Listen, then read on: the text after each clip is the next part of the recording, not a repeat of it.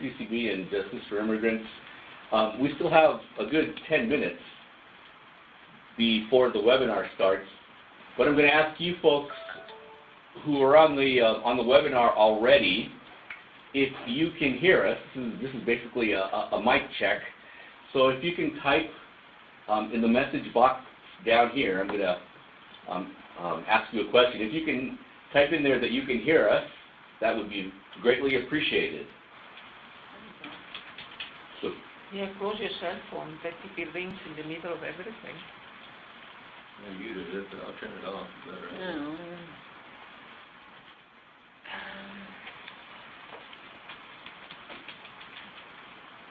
No one is talking.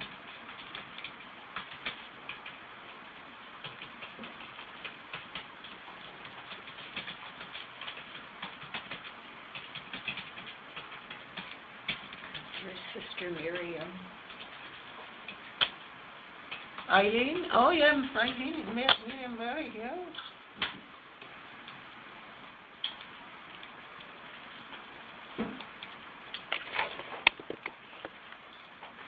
No, you're testing the mic.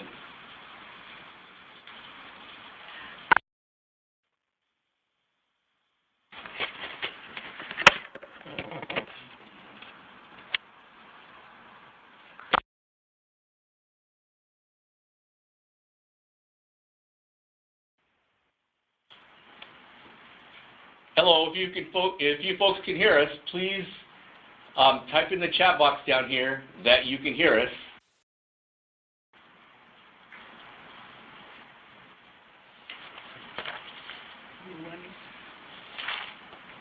I'm going to try and call in. I can call Miriam and say, do you hear us?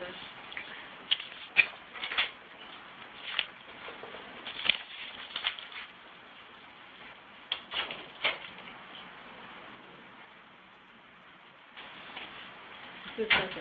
We're all going out and getting a drink. If you want a drink, I thought it was a double martini right now. That would be good.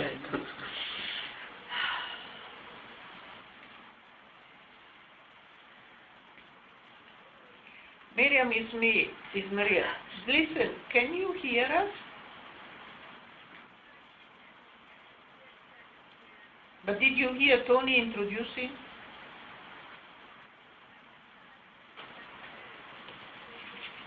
I hope they don't pay a lot of money for this. Okay, because he's asking you to write at the bottom there where there is the chat if you hear us. Even now, because he's checking the mics. I can hear. Okay. Okay, thanks, Miriam.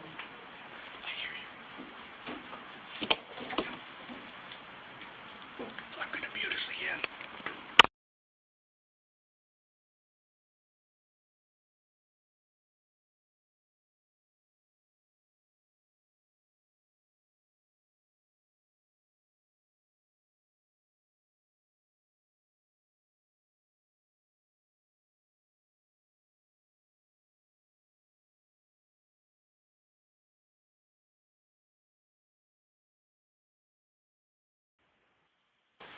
Hi everyone, this is Tony Kube. We're going to get started with the webinar here in about 6 minutes. I'm going to ask again, and I think everything is okay, but I'm going to ask that whoever has joined us already, if you can type in the chat box on the bottom right-hand corner of your screen that you can hear me speaking, I'd appreciate it.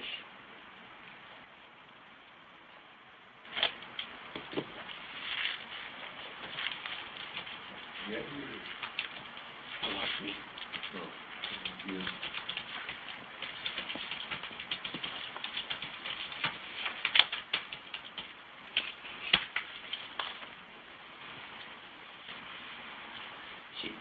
She said that she heard that the webinar will start at 2 o'clock. Okay. That's what she said. Oh, thank you, Sister Joelle. I appreciate it very much. Now I'm going to mute everyone again, and we'll get started at 2 o'clock, right at the top of the hour.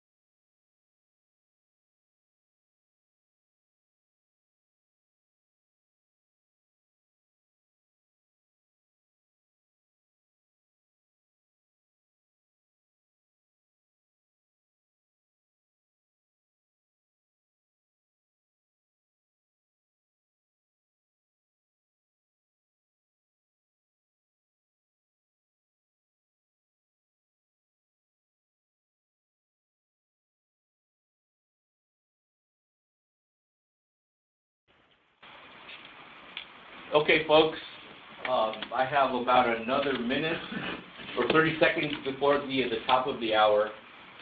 Yesenia, please let me know if you can hear us. I hope you can. I've been seeing a number of messages here saying folks are able to hear us. So I'm going to go ahead and get started. Thank you, Peg. Thank you, Marilyn. Thank you, Fran. Okay. And thank you, Mary Beth. Okay, there we go. Thank you, everyone, for joining us today.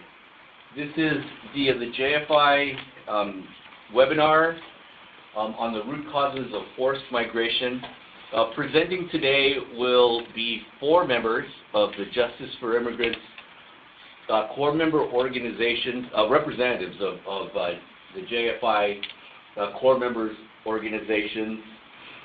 They took a trip. They made a visit to a couple of Central American countries in the spring, and they're going to go ahead and give us their perspective and their reflections on their visits. Before we get started, I want to go over a couple of household items. Let's see here. This webinar, we are not having folks given the ability to ask questions on the webinar because it'll just create too much background noise. If you do have questions, please type them in the chat box on the bottom right-hand corner of your screen. We will get to as many questions as we can. Okay, again, any questions, please type them on the bottom right-hand corner of your screen, and be sure to look down there as well because we may be typing messages for you all for your information. Okay, so well, without further ado, I'm going to go ahead and turn it over to Sister Ann Schultz with the Leadership Conference of Women Religious, and she will take it from there. Thank you, Sister Ann. Well, thank you, Tony, and welcome to all of you. We're really thrilled with the opportunity to represent this webinar. So we thank you for taking time from your busy schedules, and we thank you for your patience with our attempt to do this on July the 10th. So this is really a redo of that webinar that we attempted to present on July the 10th. This afternoon, we hope to briefly share with you our experience in Honduras. We all had the opportunity to participate in a pilgrimage to Honduras in late March, and we'd like to share with you this afternoon something about the people we met, what we saw, what we heard, and what we learned about the forces that are literally pushing Hondurans from their homes. And, of course, we hope to leave some time at the end for you all to share your comments or questions. So as Tony said, please feel free at any time during the presentation to add something to the chat box, and we'll come back and handle those questions, listen to those comments at the end of our presentation. So with that, let me turn it over to Larry Couch from the Advocacy Center of the Sisters of the Good Shepherd, who's going to begin our presentation this afternoon. Thank you. Thank you, Sister Ann. Pardon me. We were an interfaith delegation of 72 faith leaders and immigrant justice advocates, which included Catholics, Protestants, Jews, and Buddhists. We were co-sponsored by the Interfaith Movement for Human Integrity, by Share El Salvador, by the Sisters of Mercy, and by the Leadership Conference of Women Religious. Jean? Hi, and this is Jean Stoken. I'm with the Sisters of Mercy of the Americas Justice Team, and we were part of the co-sponsors. We went on the delegation at the invitation of Jesuit Father Ismael Moreno, also known as Padre Melo. You'll soon see his picture. There we go. He's the director of Radio Progreso, which is a Jesuit ministry, as well as the director of ERIC, and the acronym refers to a team that develops the leadership capacities of community organizations guided by the legacy of Saint Oscar Romero. We were also invited by Sister Rosa Maria Stocas there, who's a school sister of Notre Dame, Honduran sister ministering there. So Radio Progreso and Eric were our main hosts, set up the itinerary. And just a word about their work. Radio Progreso in particular, it's a community alternative radio station that really works to uncover and report on police complicity in gang violence, on government corruption, on impunity and femicide. And because of it, it takes a lot of risk just even reporting. And for that reason, they have received death threats. Father Melo on the left has received a number of additional death threats, has had them for many years, but even since we've come back, has received more. So Larry. So the objectives of the pilgrimage, first it was to meet with grassroots and religious partners in Honduras to more deeply understand the root causes of migration. Second was to hear recommendations about solutions that would help to end displacement and forced migration. Third, to accompany the Honduran people in their struggle for justice. And fourth, to deepen our solidarity with faith communities and non-governmental organizations in Honduras so that we can act in solidarity by providing protection to leaders of the social movement of Honduras, working to establish justice, and by advocating for changes in U.S. policy. Sister Maria? This is Sister Maria Orlandini. I'm with the Franciscan Action Network. So in order to see as much of the country and learn as much as possible, the delegation was divided into 3 different groups. One group went to the region of Bajo Aguan in northern Honduras, crossed by the Aguan River, to learn how agro-industry and mining projects are poisoning the water and forcing residents from their land. The Bajo Aguan region has been the setting for long-running, often violent land disputes, many stemming from changes to the country's agrarian law in 1992. Large tracts of territory in the region have been contested between groups of campesinos and agro-industrial businesses that mostly cultivate African palm oil. In this region, Corporación Dinant, owned by the Focuse family, owns over 22,000 acres of African palm plantation and is now the largest single landowner in the valley. While in Bajo Aguan, we met with the Comandante and other military officials. We had several questions to ask, such as why does the military perform police work? Why such a large military presence in the region? Why has the military been unable to control the paramilitary forces?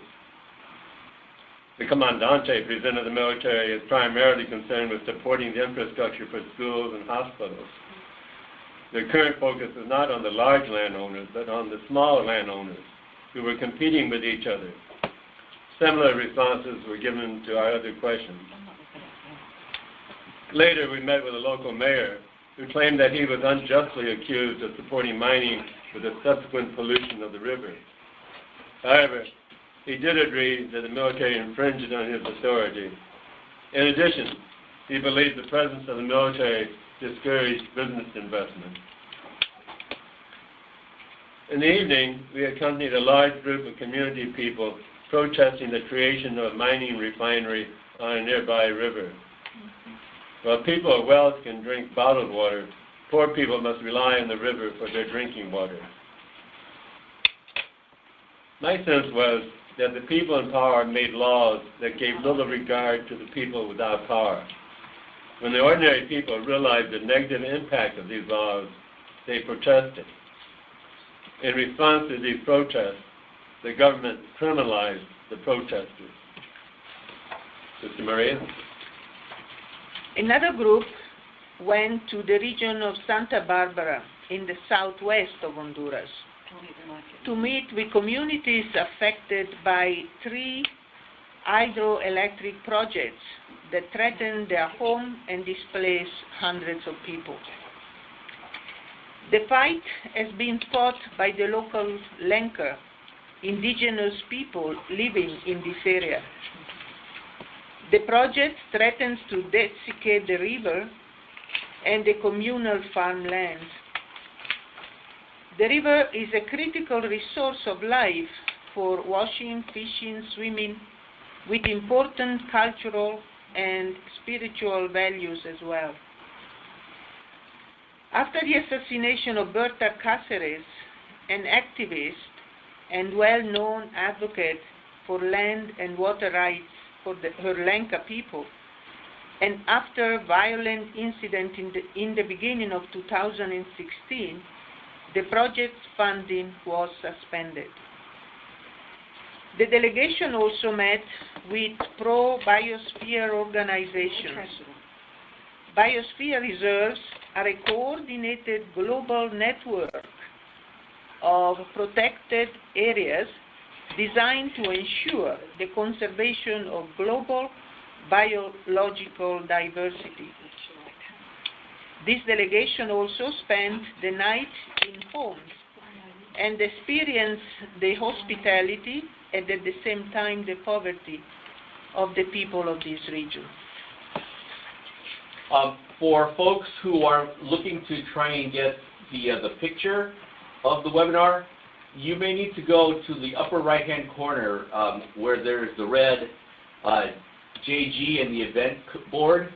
Click on that and see if you can access the webinar from there.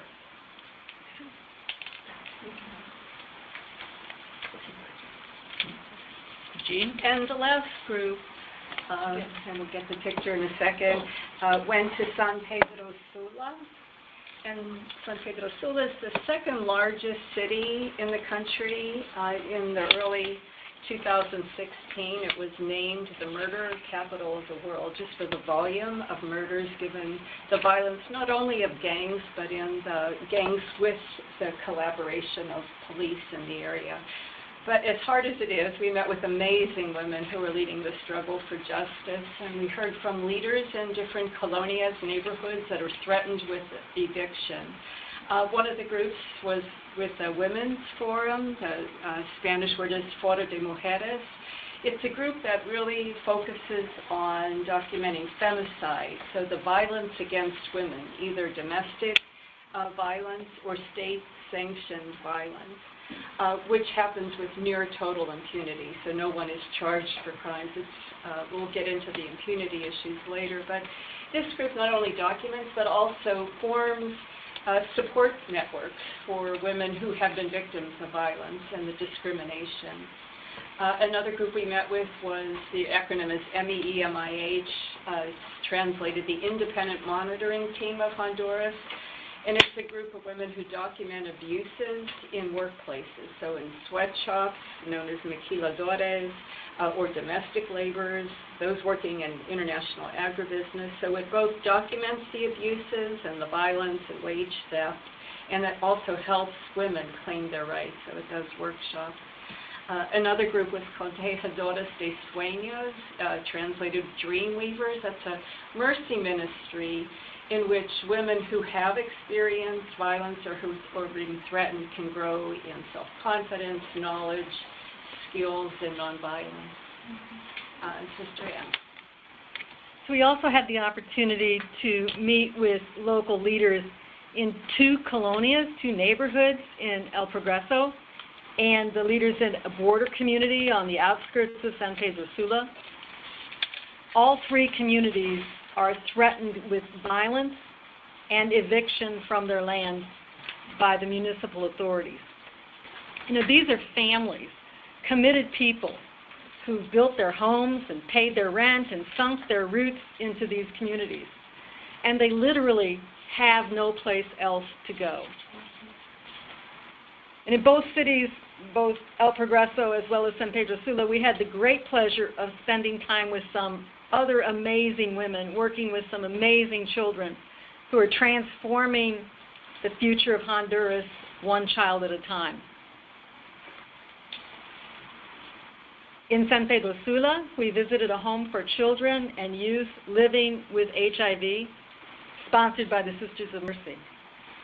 And we also visited a non-formal education center for families in one of the most dangerous neighborhoods of San Pedro Sula. In El Progreso, we had the pleasure of visiting 2 programs, a pre-K through 12 bilingual school, where many of the students are on scholarship and all study nonviolent conflict resolution. And we also visited a home for Honduran children who need safe haven. It provides food, shelter, family, and education for over 40 boys and girls ranging in age from 2 to 17. And both of those programs are sponsored by the School Sisters of Notre Dame. Jean, you want to tell us a little bit more? Sure. We completed our week of listening and learning with a day of theological reflection using the life and work of St. Oscar Romero as the backdrop. The dates of the delegation were intentionally designed to coincide with the 39th anniversary of the martyrdom of St. Oscar Romero, who, while he was assassinated by government forces in El Salvador in 1980 on March 24th, the intent was to reflect on his life and what it means for Honduras today. So we had various panels. You'll see one, if you recognize Franciscan Sister Pat Farrell, who is the former president of Leadership Conference of Women Religious and now living in Honduras, was one of the reflectors that day. Larry? The delegation also commemorated the St. Romero anniversary the next day with Stations of the Cross, Via Crucis, renamed Via Crisis, through the streets. Starting from Radio Progreso, the Jesuit radio station, delegates marched to downtown El Progreso, where we met with community members, lighting up torches and carrying signs for protection of water, land, and health, and freedom for political prisoners. Sister Anna? In Honduras, we found gifted, resilient people facing incredible odds. They lack any kind of effective government justice structures, and that allows violence of every kind to flourish. We encountered extreme poverty. 30% of Hondurans are living in extreme poverty. That is on less than $2 a day. And in rural areas, up to 60% of households are living on less than $2 a day. We saw obscene economic inequality. The vast majority of the wealth of Honduras is controlled by a very small minority of the people. We saw pervasive corruption at the highest levels of government. As you might know, a military coup in June of 2009 opened the door to corruption, organized crime, and drug cartels. That corruption was made worse by a presidential election in November of 2017 that's widely considered to be fraudulent and unconstitutional. Yet, that election was sanctioned almost immediately by the United States. What followed was the criminalization of human rights and land defenders and the repression of political dissent by intimidation, arrests, disappearances, and even assassinations. And yet, despite the pervasive violence, the government corruption at every level, environmental degradation, and extreme poverty, we met community leaders, particularly women leaders, who are absolutely committed to nonviolent social change. Jean? For too long, the Honduran people have suffered under one of the most repressive governments in the region. What we learned, one, Honduras is a kleptocracy, and what that refers to is corrupt leaders, known as kleptocrats, use their power to exploit the people of their country and the natural resources of their country in order to extend their own personal wealth and political powers. Back in 2017, the Carnegie Endowment for International Peace used that phrase, kleptocracy, for Honduras as almost the poster child. The subtitle is When Corruption is the Operating System of a Country. So typically this involves embezzlement of funds at the expense of the wider population, when political leaders use kickbacks, bribes, get special favors, and actually pass laws that are designed to enrich themselves and to circumvent the rule of law. Secondly, what we learned was the economy, as it's designed, really is designed to enrich the few. So it's a development model for the country that uses a focus on agribusiness for export, mining contracts, which poison the water and devastate the environment. But it's systematically using a model that benefits the most rich and while systemically violating workers' rights and actually displacing people. The agribusiness and the mining and also displacing people for tourism is just pushing people off the land. Folks said to us, if you want to stop the flow of people going north, give us land reform. Stop pushing us off their land. But again, the model of economy is designed to do just that.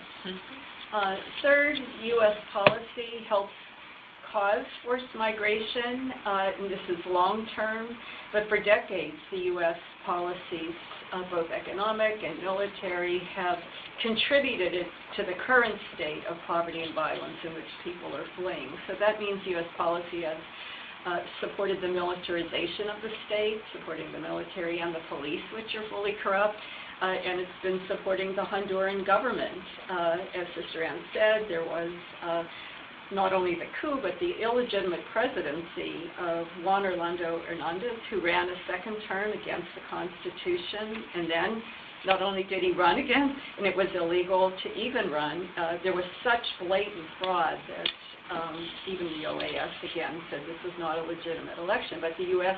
immediately stamped that and turned its blind eye to the human rights abuses that the current president has been really responsible for. So, and again, by the U.S. supporting that government, supporting the armed forces, it has contributed to violence that is being perpetrated by security forces, as well as the corruption and impunity tolerated, even for those that are non-state actors. So really we see people fleeing for their lives. I mean, the migrant caravans from Honduras and from all of Central America really are fleeing.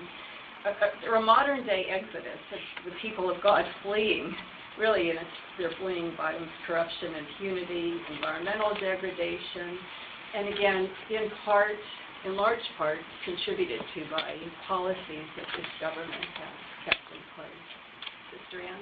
So, understanding how deeply involved the United States government has been in causing that migration, that forced migration of the Honduran people, we asked for and received a meeting with the U.S. Charge d'Affaires, the highest-ranking representative of our government in Honduras. And we asked that two of our friends from Bajo Iguan be allowed to accompany us for our meeting with the Charge d'Affaires. One of those two was initially denied permission to enter the U.S. Embassy because he'd been previously jailed by the Honduran government for his defense of the land from the poisoning by a mining company.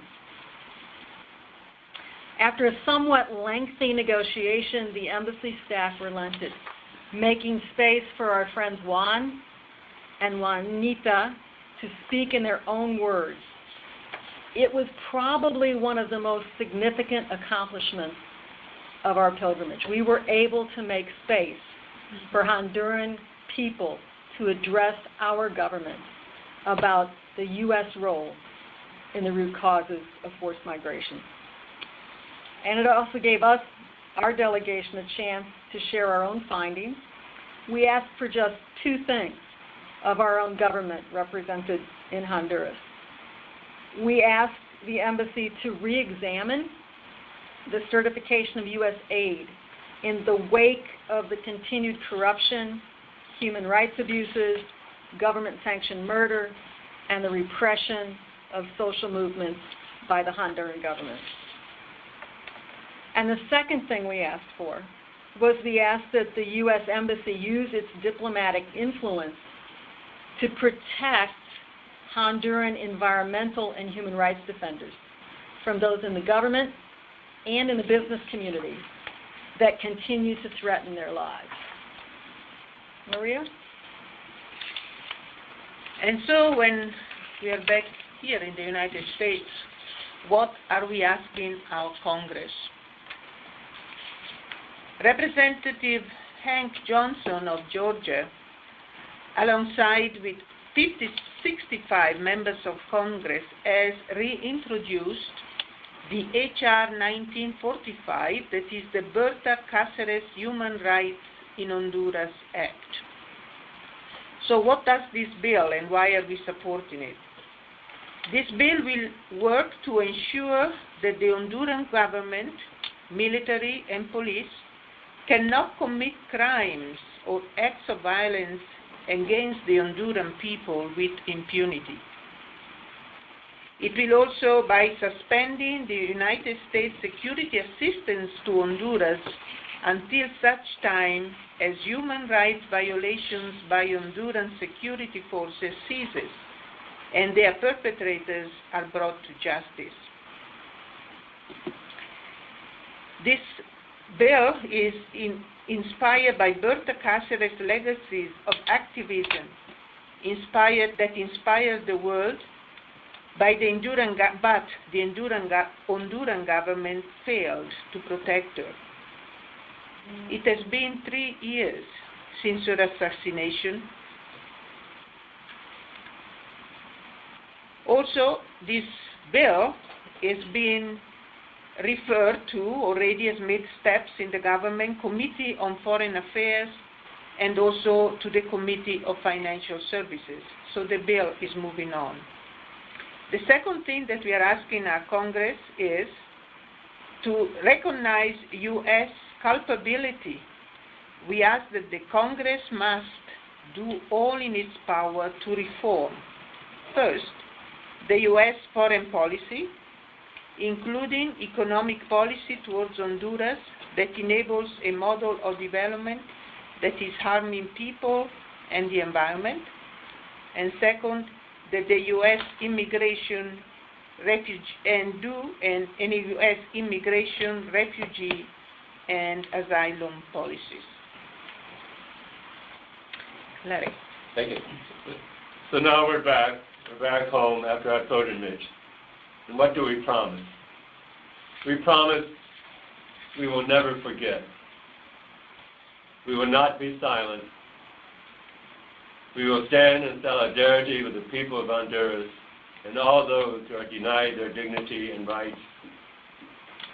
We will focus attention to the root causes of forced migration.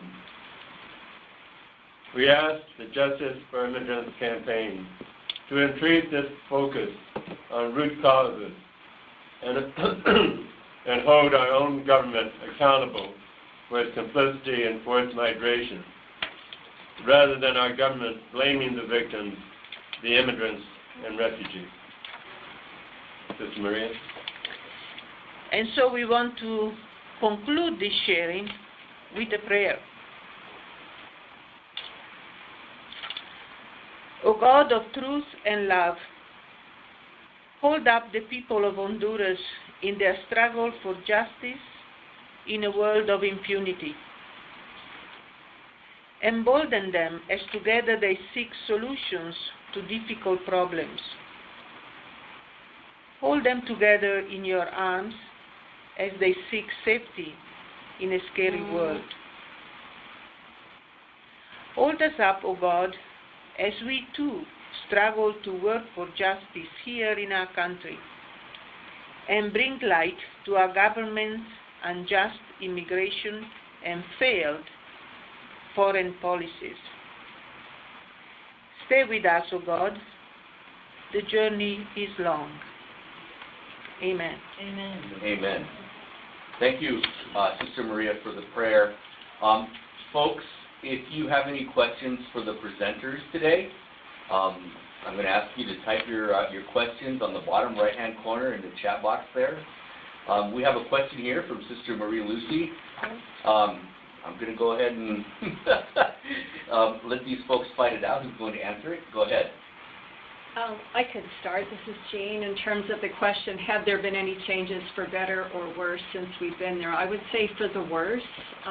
Since the end of April, there has been an effort by the government to put in legislation, various kinds of legislation, but the main one will result in the privatization of the education system as well as the health system. So people have been in the streets since the end of April protesting this. These are teachers in the street, healthcare workers. There have been work stoppages. And the government's response has been to put military tanks in the street and have used live bullets. So demonstrations have happened around the country. They've been militarized, and the response has been excessive use of force. People have been killed. There is a case of one, and human rights defenders, again, Father Melo, who we pictured early on, has gotten more death threats. And it's the children of human rights defenders. One child of a human rights defender in the southern part of the country was killed. So, no, it is not getting better. And in fact, the U.S. Embassy was silent on the violence by the government. There was some violence, perhaps by infiltrators in the demonstrations, the nonviolent ones who burned some tires, and it was a very suspect kind of situation in front of the U.S. Embassy. U.S.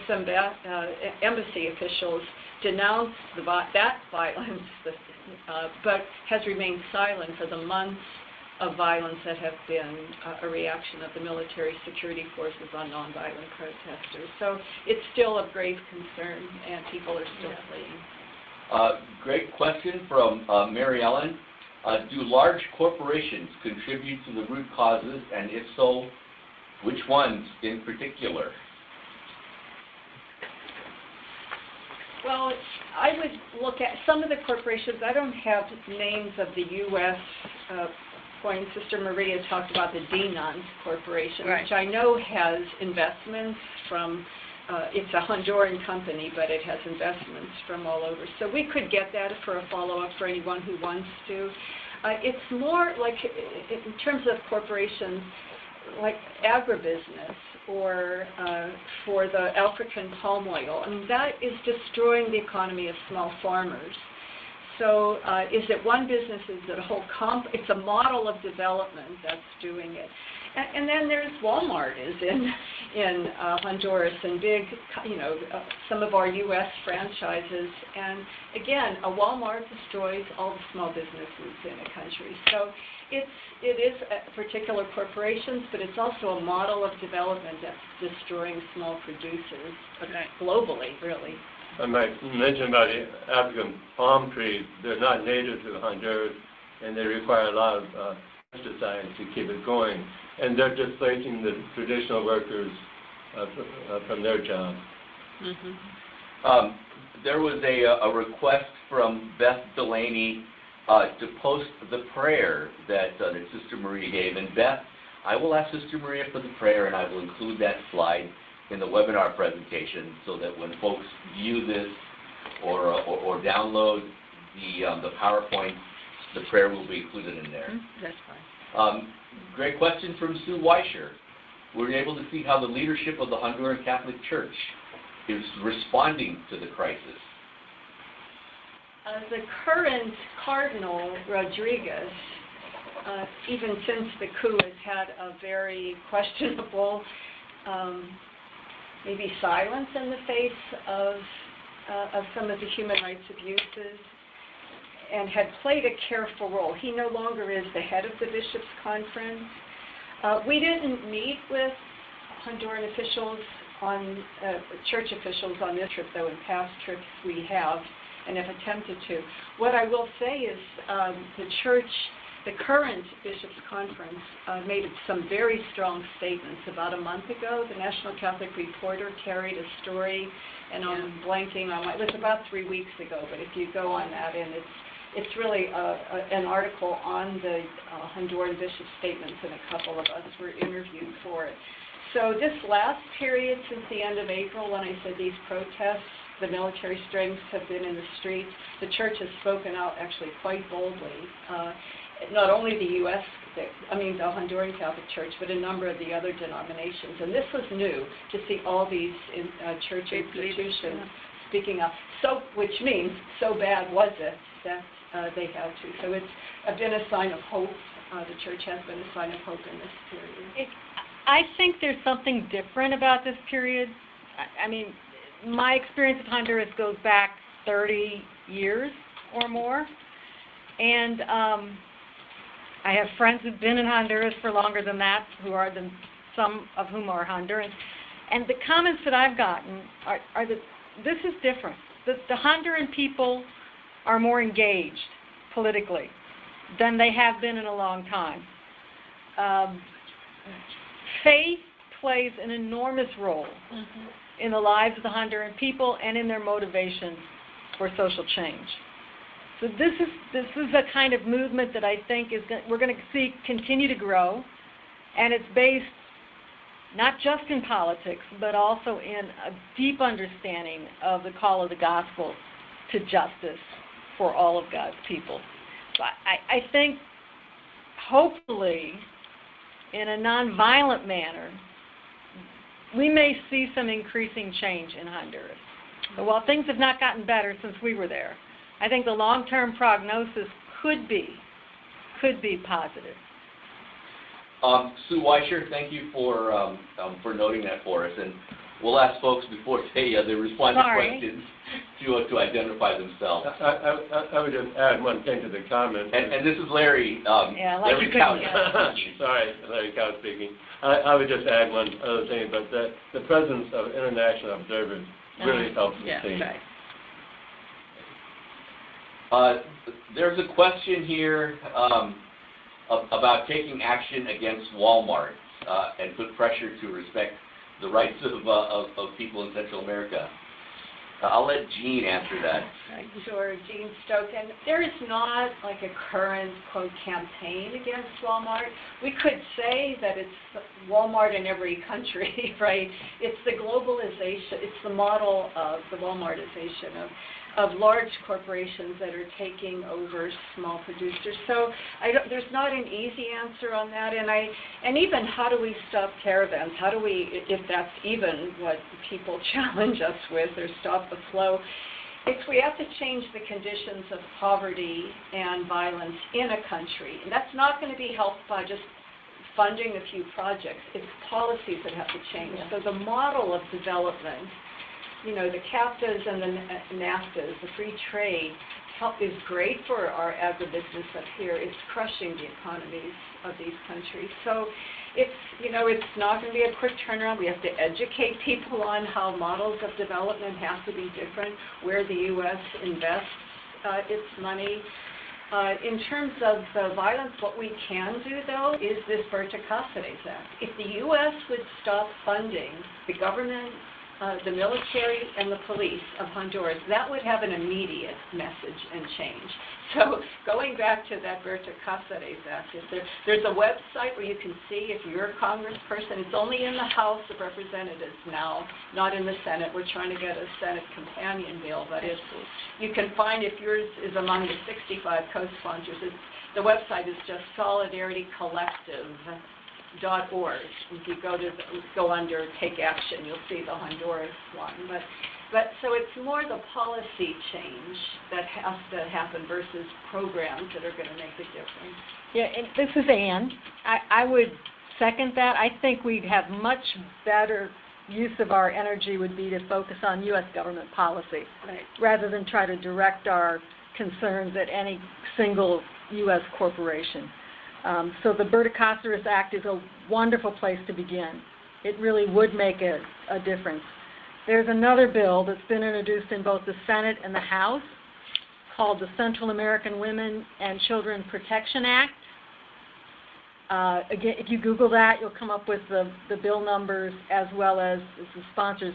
In a nutshell, what it would do would be to create a compact between the countries of the Northern Triangle and the United States to strengthen the criminal justice system and civil protection in courts for women and children. It would create safe, sustainable communities to prevent and deter violence against women and children.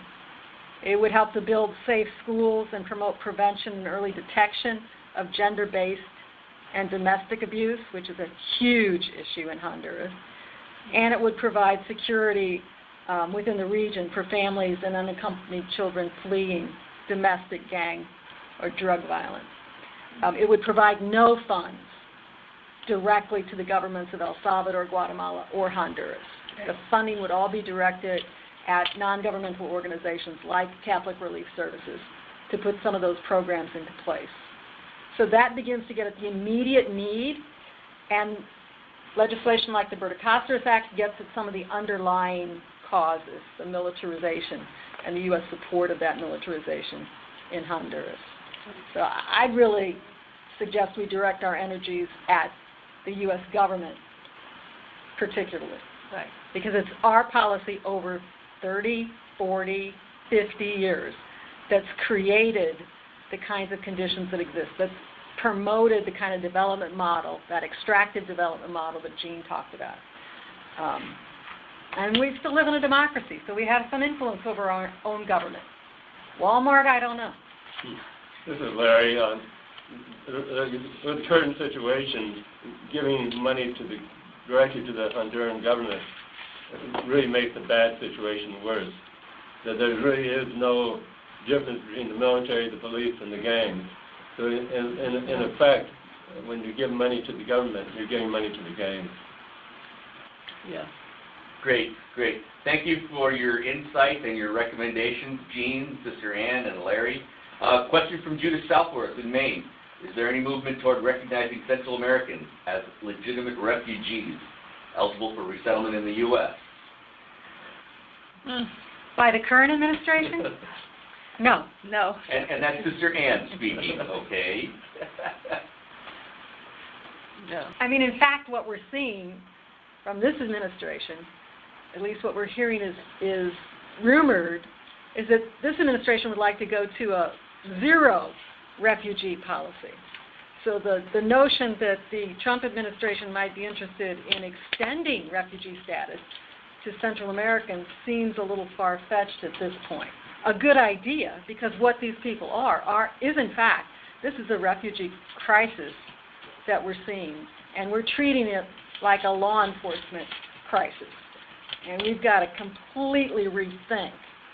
But I'm not particularly hopeful, obviously, as you can tell, that this administration is open to that kind of rethinking of our position at the border. No way. Yeah, this is Larry. Obviously, currently we're criminalizing immigrants and refugees. Right.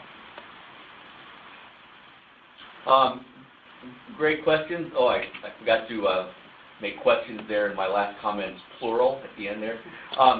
Great questions from folks. You folks on this webinar are engaged and pretty knowledgeable. If you have other questions, we still have about 15 minutes to go in the webinar. This group arrayed before you and presenting on this webinar has a lot of intellectual horsepower. So I encourage you to ask any questions you have of these presenters today.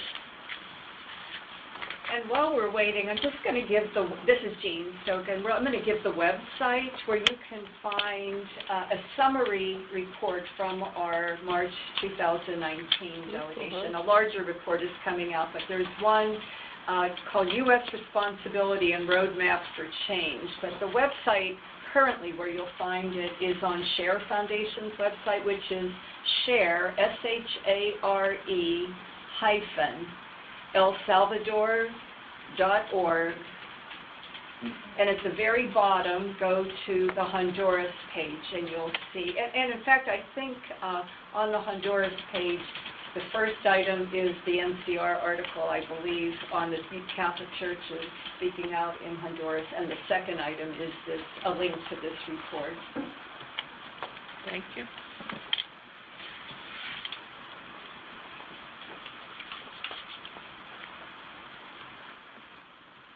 Great. Thank you, Fran, 2856. for the bill numbers there. Very helpful, Fran.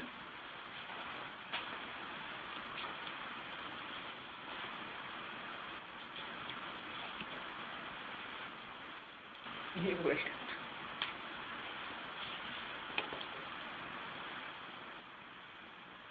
You know, this is August, and your legislators are home. Oh, this is Sister Ann. Your legislators are home in their districts. It would be a wonderful time to make a visit, stop in. You could print and share the report that Jean just referenced. You could talk about any one of the bills, the Berta-Cáceres bill, which is S-1945, or you could talk about the Central American and Children Protection Act, which is S-1781, H.R. 2836, and simply ask them to become co-sponsors of that legislation. The more co-sponsors, particularly bipartisan co-sponsors, that we can garner for each of those pieces of legislation, the better chance we have of seeing them move forward in both the House and the Senate. So that might be something you could think about over the course of the next few weeks. I believe your representatives are going to be in district or in state through the first week in September. Right. So this is Tony just following up on what Sister Ann had mentioned about the August recess. Your representatives should be at home by now. They recessed last week. Your senators are probably going to be flying out tomorrow, and they will be in their home districts holding meetings, groundbreakings, visiting sites, holding town halls, maybe more than one. They won't be back into Washington, D.C. until after Labor Day. So, you know, that gives you at least 30 days to, to meet your lawmakers, to meet them where they're going to be, or even invite them potentially to your parish group or your community organization. Okay? Thanks, Sister Ann. Go ahead, Jean. And this is Jean Stoken. The other piece while they're home, or just ongoing, is to write letters to the editors. I mean, immigration, what's happening at the border, is in the newspapers almost every day and on the TV, local news. And so we have a teachable moment, and because it's so politicized, we're going to have now to the election to have it in the news. It's a great time, it's a teachable moment to say, stop blaming the victims, and let's do a reflection on how we as a country have helped create the conditions from which people are fleeing. So there's a lot of attention on immigration, but there's not so much on root causes other than saying poverty and violence. But there's very little attention. Why is there poverty and violence? And how have U.S. policies contributed to that? And what do we have to do differently? And again, for Honduras, it means withdrawing support for the current government of Honduras, that is, and the security aid to that country. Okay. So this is Tony again, and let me follow up on what Jean just said. You know, as Catholics, very few of us have an axe to grind. We come at this, and these folks here who presented on this webinar, they speak from the moral high ground. You know, they're there speaking up for people who are oppressed as a result of United States policies. So if you feel moved, I invite you to do as these good folks in this room are suggesting you do, and meet with your lawmakers and bring this up. Many of them will appreciate the fact that their constituents are engaged and bringing this up to their attention. In addition to the print media, this is Larry, you obviously also want to engage in social media, and just to keep raising the question, why are we spending taxpayers' money to prop up a repressive, corrupt government in Honduras? raise the question. So, this is Tony. Question from Sue Weischer. Do you have any sense of how widespread opposition to the government is within Honduras? You know, by region, by class? No. Great question, Sue. I would say, this is Jane Stoken, pretty widespread. Even the doctors, I think it was 4 or 5 years ago, when it was revealed that money was stolen, diverted from the Social Security system in Honduras, which is the system that manages the health care and the public health system. And that money went into the coffers, the political coffers of the current president's party. People got in the streets and they did daily, these are doctors, this was middle class, these were not the usual people in the streets that were in the streets every single Friday. They called it the March of the Torches. They would just carry torches and draw attention to it. That has been revived. In fact, when we were there, the March of the Torches started again.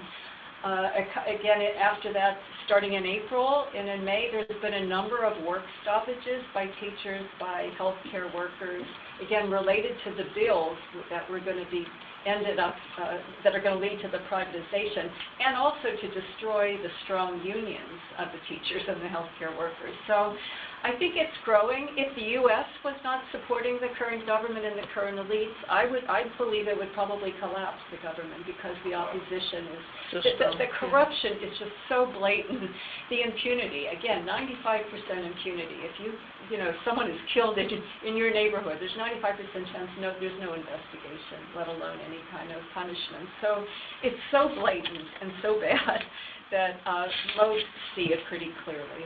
This is Larry. This is anecdotal, but 2 years ago I was in Honduras. They were protesters against the current president, and the traffic was going by, and I swear 4 out of 5 cars beeped their support of the demonstrators. I mean, it was amazing. Yeah. So I believe it is widespread. Yeah. I know there is the solidaritycollective.org is not working. I think maybe track.gov maybe work better. And that was Sister Maria, Tim, in answer to your question. So, Tim, this is Van. How are you? There's no good reason why we're not signed on. We hadn't been asked to look at it, so we are clearly supportive of the bill. And I'd be happy to add LCWR to that. That's not a problem, not an issue. Elena, great question. Is the current administration correct in cutting off aid to the Northern Triangle?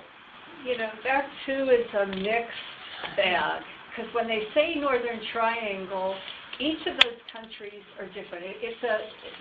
I know it's characterized as Northern Triangle and corruption.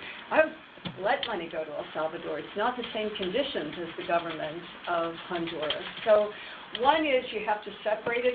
Second is there's no details out when the current administration is threatening to cut off aid. What aid? It's not going to be police and military. That aid isn't cut off. So where is it going to? Of course we want the aid that goes to AID to groups like Catholic Relief Services, but not all the other civil society organizations, even the one referenced in this Sunday, there was this last week in the New York Times, groups that identify as civil society some of them are very close to the government and or to the embassy. So it's a complex question.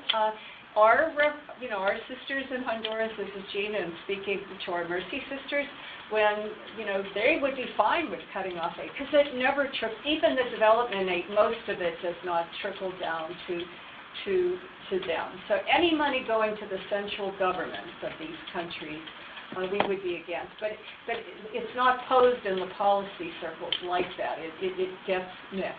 Yes, for security aid, which means both police and military, but also we just have to remember that it isn't just funding a few good projects that are going to help with retraining young people or some housing projects. Some of it is really good, but what we're talking about is major policy change needs to happen. So it's less programs and policies. So we're always trying, it's not to diminish that some good work can happen, but it's that it is so great the need that a massive change in how U.S. policy is executed in Honduras and a lot of other countries is what makes the difference in terms of the majority of people being impoverished. And in fact, this is Ann, the only reason we would be supportive of the Central American Women and Children Protection Act is because there is a provision in it that none of that aid will go directly to any one of the governments in the Northern Triangle. So it's a good question. As Jean said, it's a very complex situation. So you always have to ask, well, what do you mean? So if the question is, would we support President Trump's call to end all aid to all Northern Triangle countries, the answer would be no. Should some of the aid be ended, the military and the security aid? Absolutely. Well said, Sister Ann and Jean. Great question from Judith again. In Maine, any Democratic presidential candidates aware of these issues, or is it on their radar? Well, this is Ann. I would say that yes, it's on their radar. Some candidates have better developed immigration policies than others.